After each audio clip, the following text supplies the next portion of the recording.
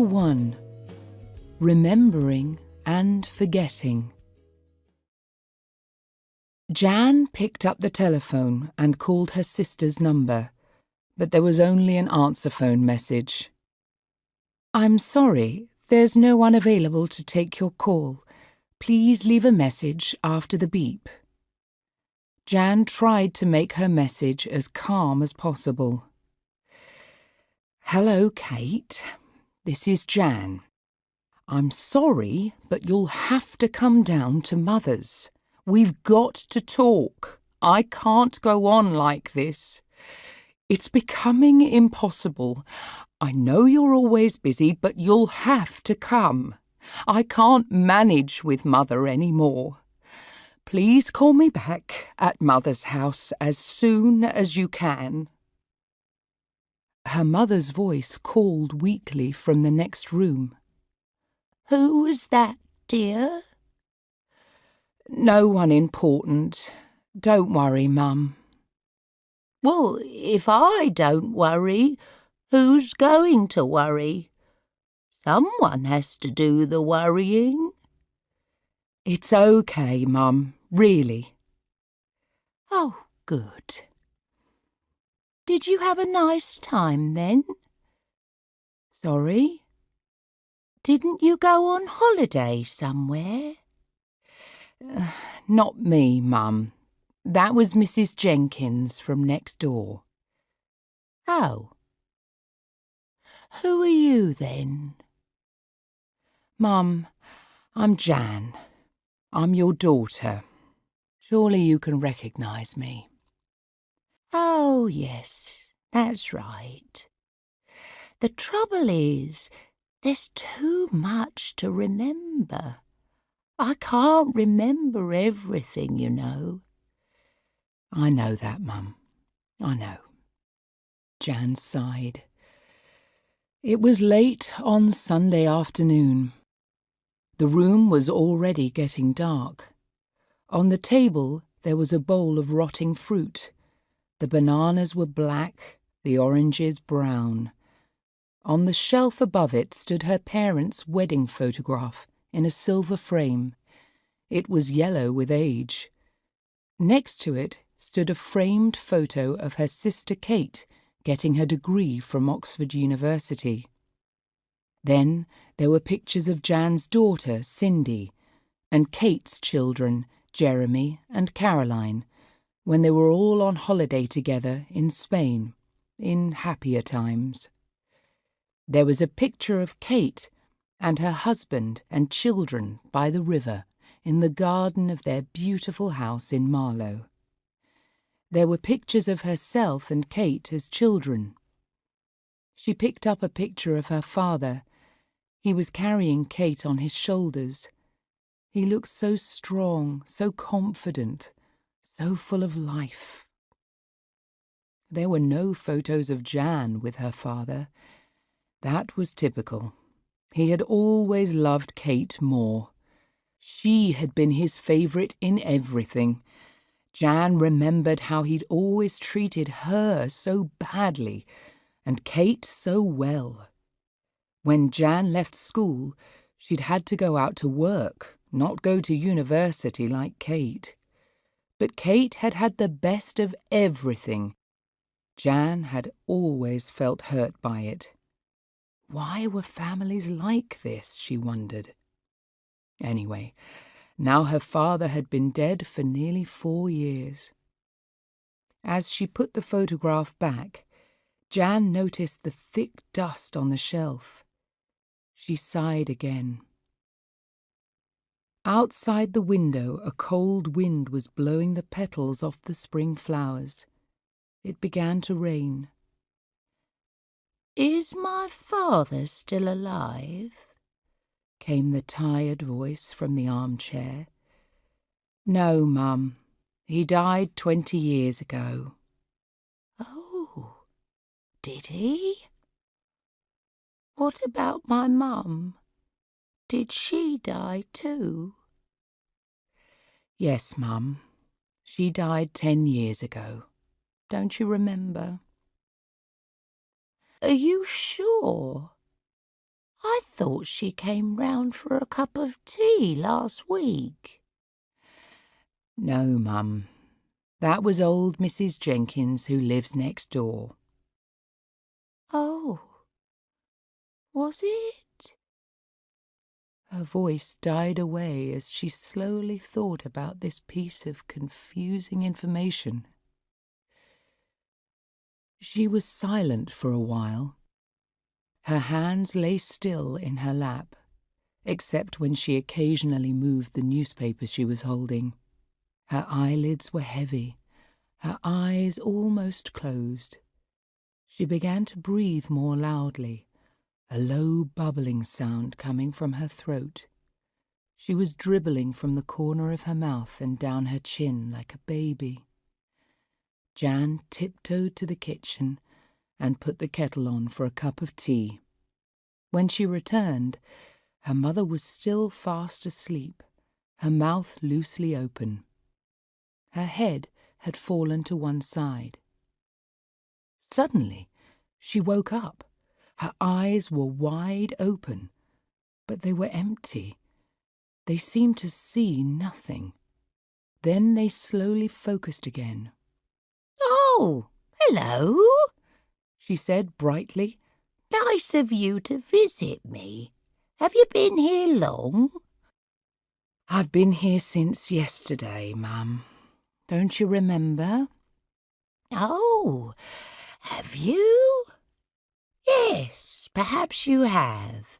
But you can't expect me to remember every little thing, you know." She picked up the newspaper from her lap and looked at it, but without reading it. "Anyway, where's my tea?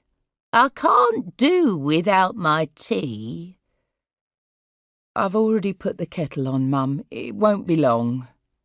"I should hope not. I can't wait around forever, can I? I've got work to do." "I know, Mum. I know." Jan went to the kitchen and prepared a tray with cups, milk and sugar. Then she made the tea, strong and dark, the way her mother liked it.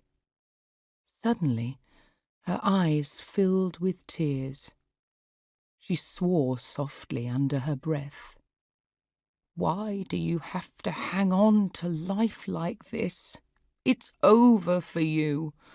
Why can't you just die like other people? God forgive me, but why don't you just let go and die? I can't bear to see you suffering like this any more." She dried her eyes, took a deep breath, and carried the tray in to her mother. It was past 11 o'clock that night when the phone rang. Jan had already fed and bathed her mother and put her to bed. She felt tired, so tired. She picked up the phone. "Hello." "Hello, Jan. It's Kate. I got your message. What's the problem?" Jan took the phone into the kitchen and closed the door. "The problem? What do you think the problem is? It's our mother, of course." "Why? Has something happened?" "Something is happening all the time. Her mind is falling to pieces. Bits of her memory are falling into a big black hole." "But surely it's not that bad, is it? I mean, she seemed pretty lively to me when I came down to see her last month." "Yes, it is that bad. In fact, it gets worse every week, every day even. I've had to see the doctor about her again, and he says she shouldn't be on her own. She can't look after herself. He says she needs 24-hour care. It's all happening so fast. Oh, it's all very well for you. You come down here once a month, if that. Spend a few hours with her and then rush off home again. You should try living round the corner from her like me. Surely you're not suggesting that I should drop everything in Marlow and move down to Lewisham, are you? Oh, no, I wouldn't dream of it. Your life has to run like clockwork, doesn't it? Nothing must upset your routines, your law cases, and your children, and your holidays, and your husband, and your maid. It all has to be organised, doesn't it? You have so much to do. Don't be so unfair, Jan. I made my choices and you made yours. It's not my fault that you're stuck in Lewisham. You should have moved away when you had the chance, when Dad died. Maybe it would have saved your marriage too. Leave my marriage out of this. Mind your own business. My husband was a stupid idiot, and he would have been a stupid idiot wherever we were. Okay. Calm down. I didn't mean to hurt you. All right. Sorry, I'm tired. I've been staying here with Mother all weekend, and I'm going to stay tonight as well. Well, I'm tired too. We went mountain climbing in Wales over the weekend, and the drive back here was terrible. You know what the motorway traffic is like on a Sunday. It took us absolutely hours to get back home. Look, Kate, we've got to meet. I can't talk to you properly over the phone. Can you get down here any day this week? Not during the week, Jan. You know that. I have this big case coming up, and I may have to fly over to Paris to see some clients. What about next weekend? Well, I was planning to go up to Cambridge to see Jeremy for the weekend, but I suppose I could just go for the day on Saturday. Good. Can you come straight here from Cambridge on Saturday evening and stay the night? Sorry, Jan, I don't think so. It would be too much of a rush. And we've got a dinner party with some of Hugh's business partners on Sunday evening. It's important. I have to be there. So I'll come down in time for lunch at your place on Sunday and drive back here in the evening. What about Hugh? Will he come with you? There was a long pause. I doubt it. You know how he loves his golf. All right, then. Let's leave it like that. You'll come down next Sunday. But please come prepared to listen to me. We can't just go on arguing all the time. Quite. All right, big sister. Sleep well. You too. Good night. Jan went back into the lounge. She needed a drink. She searched through her mother's drinks cupboard and found a half-empty bottle of Napoleon brandy. In fact, it looked as if it had been there since the time of Napoleon. She poured herself a glass, drank it down, and went up to bed.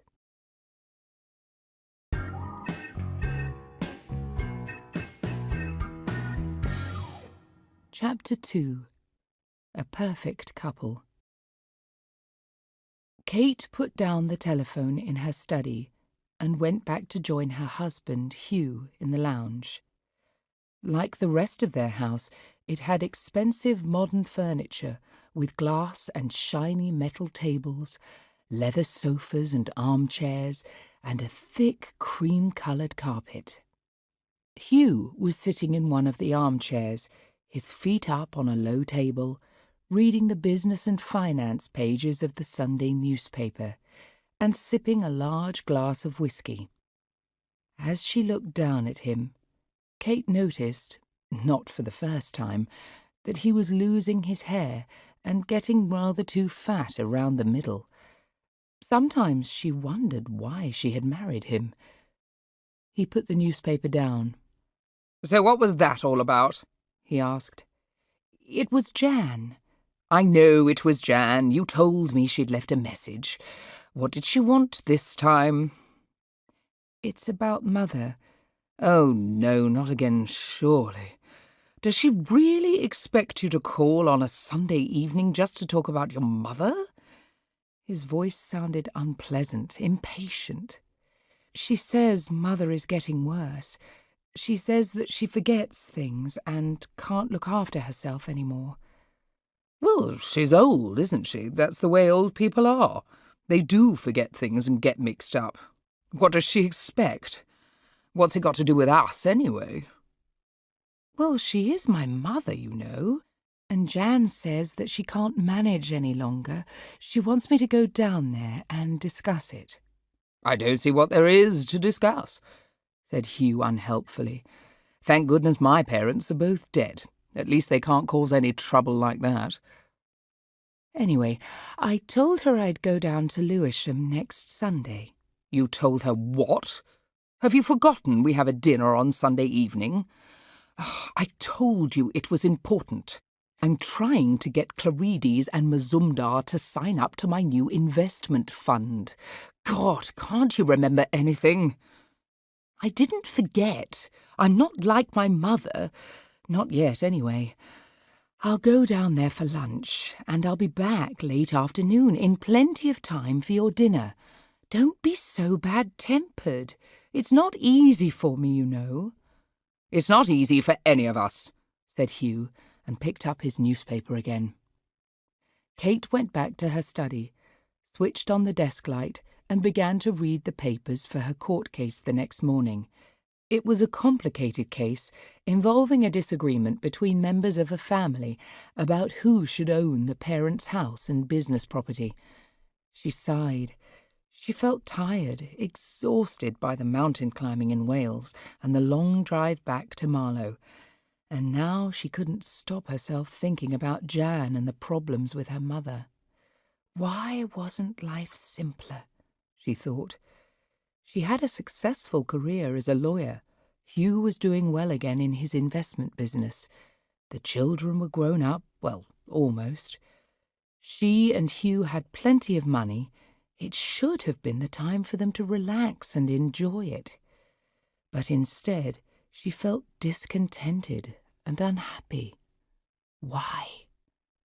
Something was wrong, but she couldn't say what it was, just a feeling that things should be different. It was past 2:00 in the morning by the time they both went upstairs. As they were getting ready for bed, Kate looked at Hugh again and wondered if he was the same person she had married all those years ago. He got into bed and turned off the light. "Good night, darling," he said, and turned his back to her. He was soon fast asleep. Kate lay awake for a long time, thinking how easy it was to say darling, and wondering if it meant anything any more.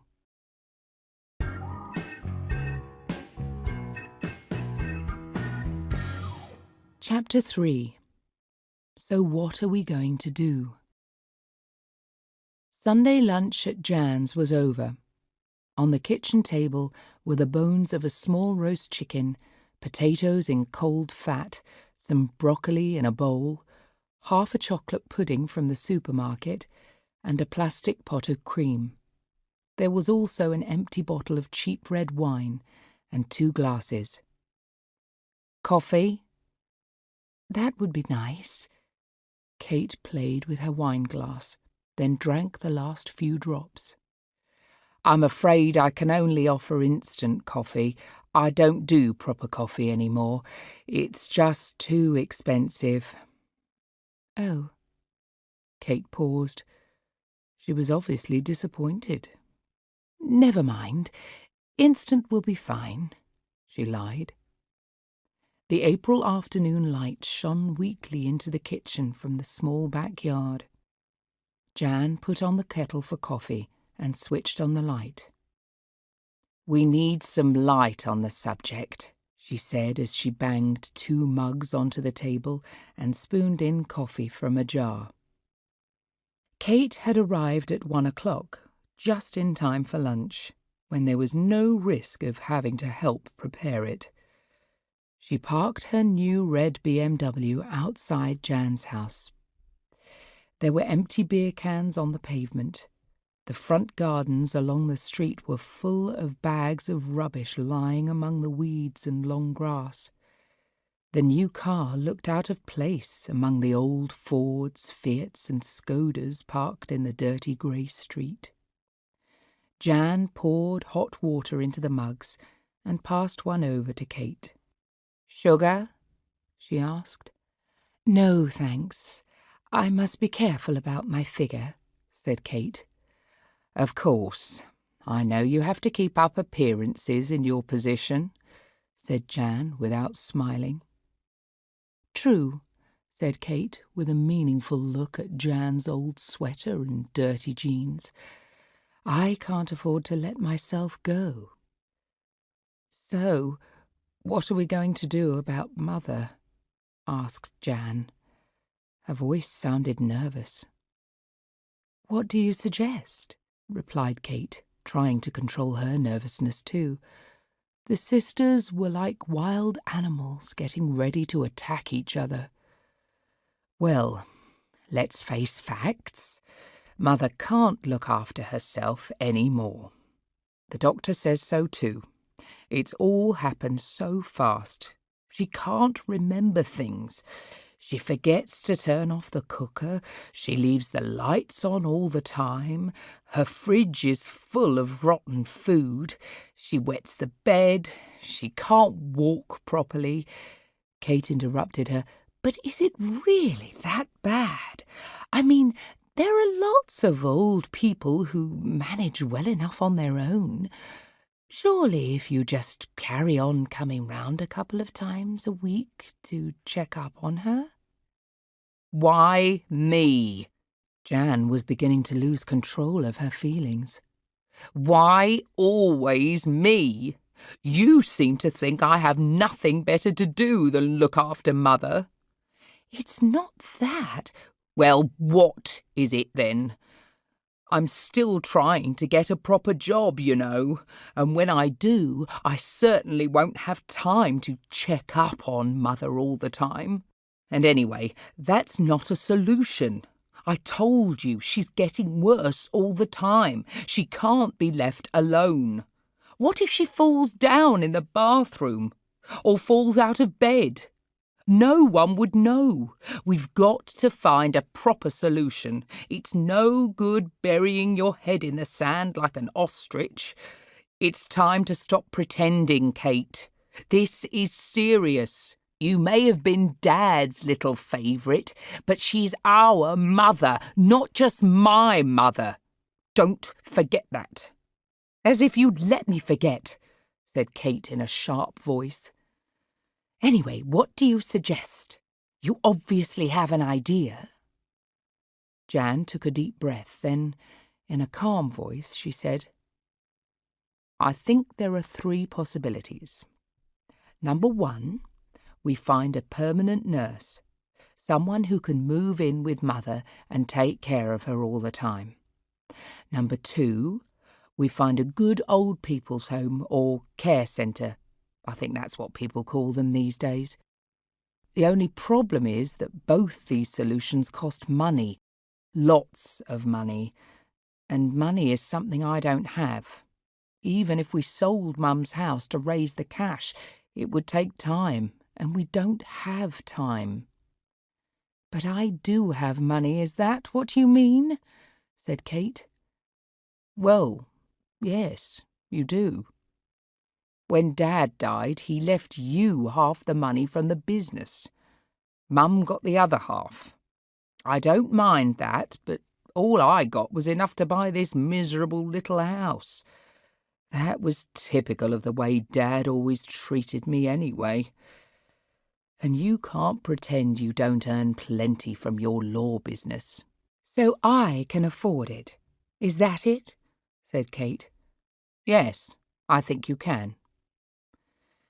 "My dear Jan, I don't think you understand anything about money," said Kate with a cold smile. "It's true that we earn a lot of money, But we have to spend a lot too. The children's education for a start. You have no idea how much it cost to send Caroline to Oxford University. And we had to buy her a flat to live in afterwards too. And Jeremy still has to finish another year at university in Cambridge. And then he'll need money to help him get started too. And then there's the cost of running the house, and the garden, and all the entertainment expenses. Of course, but I wouldn't know anything about any of that, would I? My Cindy was a dropout from school, so she didn't even get to university. And as for your kids, when did they last visit their grandmother? And you seem to forget how much it cost Mother and Father to send you to Oxford. I didn't even get the chance to go to university. Dad couldn't wait for me to start work as soon as I left school. And as you can see, my lifestyle is not quite on the same level as yours. She pointed at the remains of the meal on the table, the small chicken and the cheap wine. All I'm saying, Jan, is that you mustn't think we've got piles of cash to spend on Mother. Our money is tied up in property and investments, not under the bed. Oh, no? But you don't seem to have any problems when you want to go on a luxury holiday abroad, or buy a new car, or designer clothes, do you? Said Jan sharply. She was beginning to lose her calm. Look, Jan, how we use our money is our business, not yours. I realise that something has to be done about Mother, but don't just think that I'm going to sign a blank cheque. So what now? Asked Jan angrily. Are you still hoping I'll check up on Mother for the rest of her life? Wait a minute.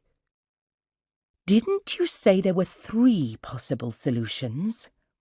What's the third one? There was a long, uncomfortable pause. Then Jan took a deep breath and said what she had on her mind. The third solution? Well, Kate, you have a very big house. Your kids have moved out, so you have plenty of room. How about fixing up part of the house as a small, separate flat for Mother? Your maid could keep an eye on her, make sure she had regular meals, kept herself clean and all that. She wouldn't be in your way. Are you completely mad?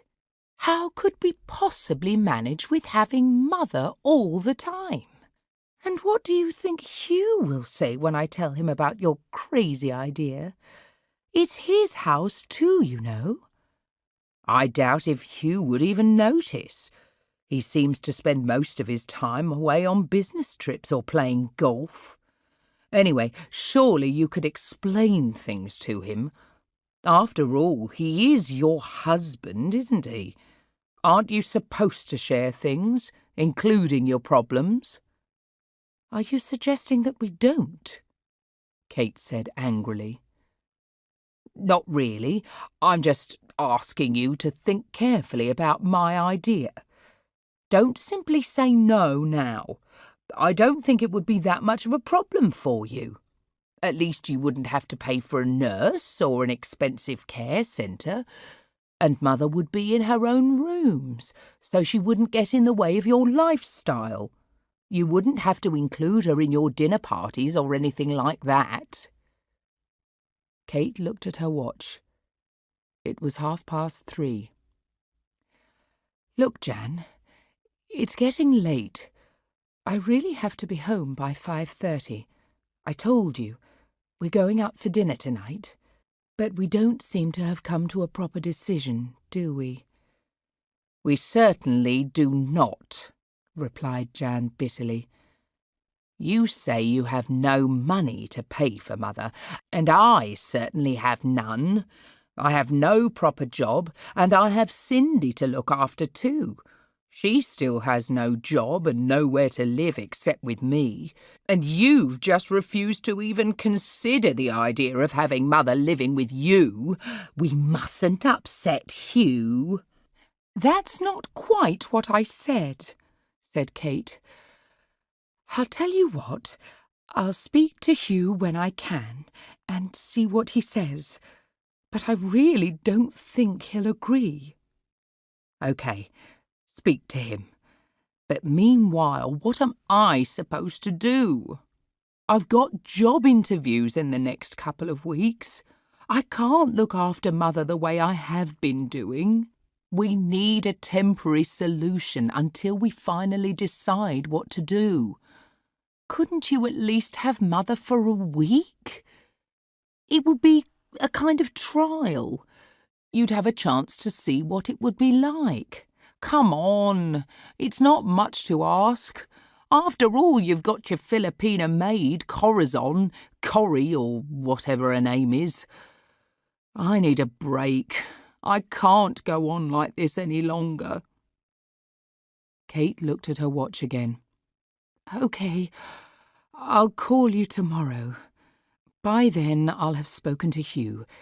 Maybe we can take Mother for a week or so till you get your job interviews sorted out. Will that help? But if you do get a job, there will still be the problem of what to do in the long term." "It will help, thanks," said Jan. She felt such relief at finding a solution, even a temporary one. "OK then, I'll speak to you tomorrow evening. Thanks for a lovely lunch, Jan. It was nice to see you again." "Take care. Safe journey." Jan watched the red BMW drive off and close the front door. She went back to the kitchen and started to pile the dirty dishes in the sink. As she did so, tears began to run down her face.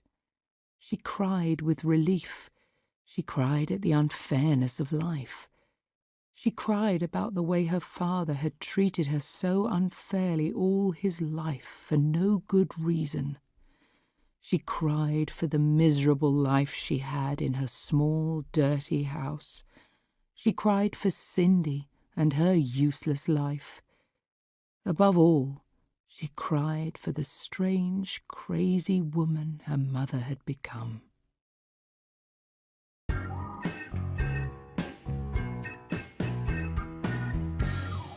Chapter 4.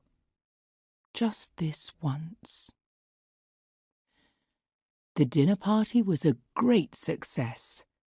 Kate had made the reservation at a quiet restaurant by the River Thames. It was one of those restaurants which almost smelled of money. The lights were low, with candles and bowls of spring flowers on the tables. There were plain white tablecloths, with real silver knives and forks, crystal wine glasses, and large, expensive white plates. The walls were decorated with old pictures of the river and glass cases containing stuffed fish. In one corner, a wood fire was burning. The waiters wore black bow ties with spotless white shirts and black suits. No one spoke loudly. Apart from Kate and Hugh, there were only 4 guests. Costas Clarides and his wife Melpa, with dark flashing eyes and a low-cut silk dress, and Hari Mazumdar and his wife Shantha, looking wonderful in a red sari and gold jewellery. Clarides was Greek and owned oil tankers and container ships. Mazumdar had made his money out of call centres in India. Both men were seriously rich. The food and wine were not only expensive, but delicious and perfectly matched. Soon everyone was relaxed and chatting comfortably. Towards the end of the meal, the men moved to one end of the table and were soon deep in discussion about Hugh's new investment fund. The women sat together and talked about fashion books, films, and holidays. Kate thought she noticed Melper looking towards Hugh quite a lot, but maybe it was just her imagination. They left the restaurant quite late, so it was midnight by the time Kate and Hugh got home.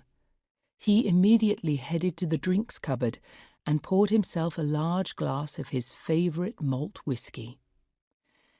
"Haven't you had enough to drink, darling?" asked Kate. "I'm celebrating my success," said Hugh. "They both want to come in with me. If this investment fund works out, I'll be so rich I'll never have to work again." "Well done, darling," said Kate, though her voice didn't sound as though she meant it. "But you should be careful. I've noticed you seem to be drinking more these days.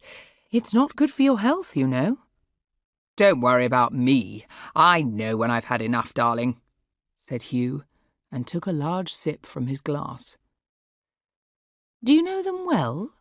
asked Kate. "I mean, have you met them with their wives before?" "We've had lunch in London a few times, but they only brought their wives tonight. Why do you ask?" "Oh, I don't know. I thought they were both very attractive, didn't you?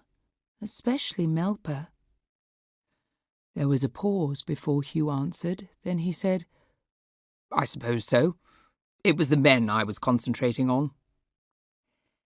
"Anyway, well done, darling," said Kate again. There was another pause. She was wondering if this was the right moment to talk about Jan's idea, when Hugh asked her, "How did you get on at your sister's today? I hope it wasn't too boring." She decided that this was the right time to mention it. "Not boring, but a bit awkward." "What do you mean?" asked Hugh, sipping his drink. "Well, Jan thinks we should do more to help with Mother." "What sort of help? I hope she doesn't think we're going to pay for everything." "We did talk about that, and I told her we couldn't. But she really does need some help. We talked about having Mother here for a few days, just as a temporary thing." "What? Have you gone mad? How could we possibly have your mother here?" "It would only be for a few days. She could sleep in Caroline's old room, and Corrie could make sure she's okay." "But you never know what she might do. You told me yourself that she forgets where she is and does crazy things. She might set fire to the house or leave the taps running in the bath. Who knows what she might do?" "Darling, in a week's time you're going away on a business trip. She could come then, and I'll make sure Corrie keeps a close watch on her." Hugh finished the last few drops of his whisky and put down the glass. "All right, then. Let her stay while I'm in the States. But for goodness sake, make sure she doesn't do anything crazy. And Kate, this is just for a week, right? And just this once? No ideas about her living with us?" "Of course, darling. It's just this once. I'll call Jan tomorrow and I'll talk to Corrie. Now, are you coming to bed? It's Monday tomorrow." No, you go up, darling. I need to think about how I'm going to move this investment fund ahead now I've caught the two biggest fish. Good night, darling." Kate bent down to give Hugh a quick kiss and went upstairs. As she looked back, she saw Hugh pouring himself another large glass of whisky.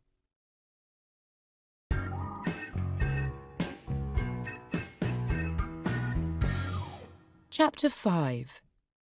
Back to where we started. The following Sunday afternoon, Kate picked up her mother from Lewisham and drove her to Marlow. Everything started well. Sarah fell asleep in the car and only woke up when they arrived at Kate's house. Kate put her mother in her daughter Caroline's old room. It was a big, bright room and overlooked the large garden, which went down to the river. Kate had prepared an early supper for her mother, so that she would be back in her room before Hugh returned from the golf club. When Kate looked into her mother's bedroom later, she was already fast asleep. Hugh came back late from golf. He seemed to be in a strange mood, and Kate wondered what had happened. But he didn't tell her anything. He had a quick supper and went straight to bed. He left for the airport on his trip to the States very early the next morning, without waking Kate. Before leaving for work that morning, Kate left instructions with her maid, Corrie. Corrie was an important part of the household. Without her, Kate wouldn't have been able to lead her busy professional life as a lawyer. Corrie took care of everything. She cleaned, washed, ironed, and cooked for Kate and Hugh, and she served at table whenever they had guests for dinner. She was tiny, with dark skin, bright eyes, and a lovely smile. She never complained, whatever Kate asked her to do. Kate asked Corrie to make sure her mother took a bath when she got up, and to make her breakfast and mid-morning coffee. She suggested that Corrie should call her mother by her first name, Sarah. Kate also explained that her mother acted strangely sometimes, so Corrie would need to be patient with her. Sometimes she forgets things or gets things mixed up in her head. Don't worry about it too much. Just try to make her as comfortable as you can. I know you will. And one last thing, Corrie, she said as she left. Please make sure you give Mother her supper before 7, before I get back. She likes to go to bed early. I'll go up and say good night to her after I get back. Corrie was surprised that Sarah was already up and dressed when she went into her room at 8 o'clock. Sarah ate a big breakfast, then sat reading the newspaper in her room. Corrie thought she seemed like a perfectly normal old lady. But when Corrie took her some coffee at 11 o'clock, things started to become a little unusual. "Hello, dear. Are you the waitress?" said Sarah. "Can you call the manager? I'd like to talk to him." Corrie didn't know what to say, so she began to put the coffee things on the small table next to Sarah's chair. "I'm speaking to you, young lady," said Sarah sharply. "You'd better answer me. I want to see the manager. I'm not satisfied with the service here." Corrie was totally confused by this situation. She tried to deal with it as best she could. "I'm sorry, Sarah. We no got manager. Only got Mr. Hugh, and he go to America." "How dare you call me Sarah? Since when does a waitress call a customer by her first name? So impolite. Go and get me the manager immediately," she screamed. By now, Corrie was getting really worried. She decided to play the part of a waitress in a hotel to satisfy Sarah. "Very well, madam," she said. "I'll go downstairs and look for manager now. I come back soon. "That's better," said Sarah. Back in the kitchen, Corrie wondered what to do. Should she phone Kate? But she knew Kate had an important meeting in London. She decided to wait a few minutes and then go back to see how Sarah was. When Corrie went back to Sarah's room, the old lady was asleep with the newspaper open on her lap. The cup was on the floor, and the coffee was all over the carpet. Corrie got a cloth and began to clean up the mess. Sarah suddenly woke up, looked at her and said, "Hello, dear. How nice of you to call in to see me. Would you like some coffee? Oh dear, it looks as if someone has dropped it on the floor. Never mind, I can get you some more. It's all right, madam. I not need coffee. Why are you calling me madam? Asked Sarah with a puzzled expression. I thought we were friends. Why don't you call me Sarah? Yes, Sarah, said Corrie, now completely confused by Sarah's unusual changes of behaviour. I look for manager, but so sorry he go for meeting. Manager? What manager? Said Sarah. But I wonder if you've seen my father. Someone told me he lives round here, but I haven't seen him for a long time. Have you seen him? Your father? So sorry, I don't know him, said Corrie. Yes, you do, said Sarah. He's tall and handsome. He works for a tailor in the West End of London. He makes clothes for all the famous people. You must know him. So sorry, said Corrie, but I not see him. Never mind. I expect he'll come round to see me one of these days, said Sarah. After a pause, the expression on her face changed. She looked nervously around the room. This is a nice room, isn't it, dear? Where am I? Do I live here? Are they coming to ask me any questions? I don't know the answers. She seemed very upset and worried, so Corrie tried to hold her hand and put an arm round her shoulder to comfort her. Sarah suddenly became angry. You take your hands off me! Who do you think you are? What are you doing in my house? She shouted.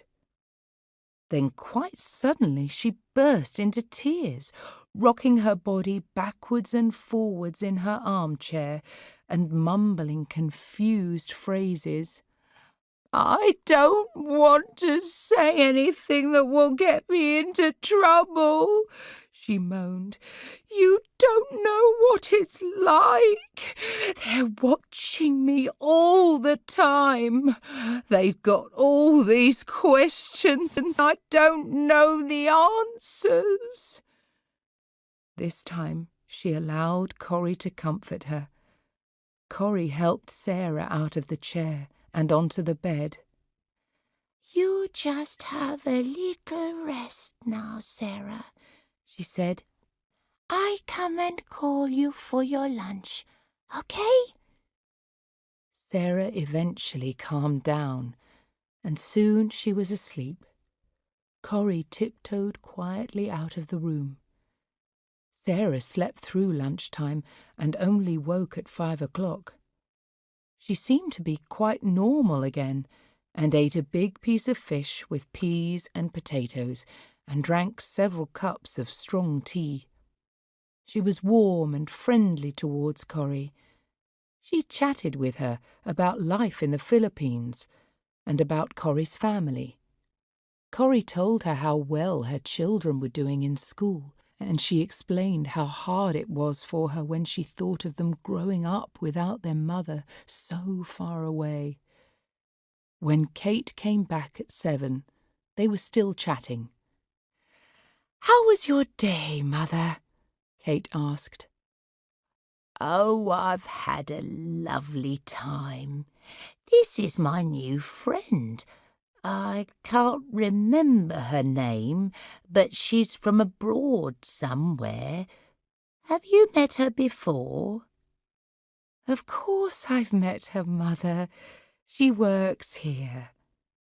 Oh, does she? Said Sarah absent-mindedly. Then she fell silent, obviously deep in her own private thoughts. Soon after this, Corrie took Sarah back upstairs. "Good night, Mother. I'll come up later, after you've had your bath," said Kate. Corrie stayed with Sarah for a while. Then, when Kate came up to say good night to her mother, she went down to prepare Kate's supper. Later in the evening, Kate joined Corrie in the kitchen. "So, how was today? How did you get on with Mother?" Corrie felt embarrassed. She didn't know how to answer. Finally, she said, "Oh, I think she very nice, but sometime she forget about something. I try to help her, but sometimes she a little bit difficult to understand." "Oh, I'm sure you'll manage," said Kate. "Just let me know how things go tomorrow, all right?" "I do my best," said Corrie. "I know you will.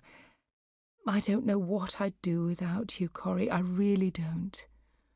Good night." "Good night, madam," said Corrie.